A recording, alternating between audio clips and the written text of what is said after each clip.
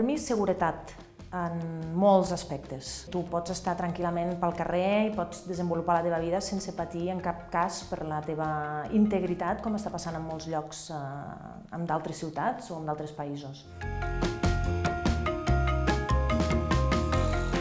Una substitució impartint classes de català a l'escola andorrana.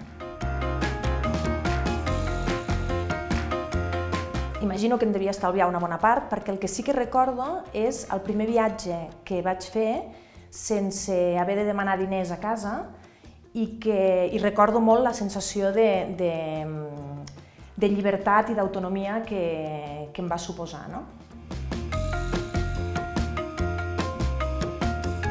Per mi, un de molt important és la dimensió del país, que òbviament desemboca en molts d'altres punts forts. A banda, la proximitat del dia a dia, cosa que facilita, lògicament, tant les transaccions econòmiques com els contactes polítics. I també la coneixença i el bon veïnatge, que és un concepte que no se'n parla gaire i que crec que és molt, molt, molt important. De vegades ens falta autocrítica en certs aspectes i de vegades som excessivament autocrítics. I crec que hem de millorar la confiança en el país per ser més resolutius en molts aspectes. I un aspecte més concret, crec que podríem millorar l'agilitat a l'hora de realitzar depèn de quins tràmits amb l'administració.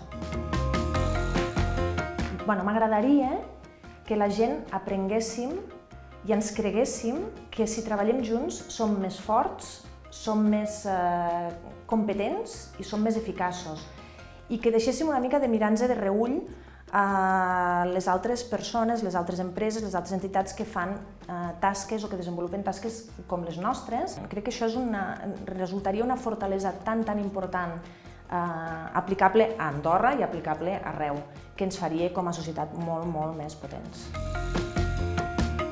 Bé, Andorra és un bon país per invertir. Hi ha un aspecte que per mi és fonamental i com més va avançant la vida, te n'adones més, que és la facilitat de la conciliació professional i personal.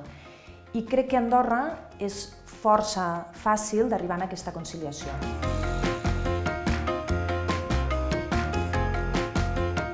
En general, totes les entitats del tercer sector i en particular Creu Roja, perquè hi he tingut una vinculació especial. Amb educació.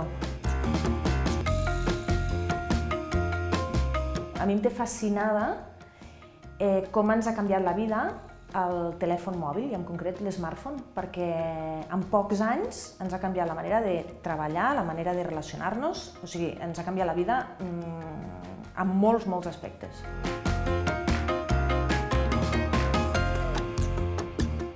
Fer més cas de la intuïció i no ser tan reflexiva a l'hora de prendre determinades decisions, perquè penso que la reflexió i la prudència són en mesura molt convenients, però en excés acaben bloquejant.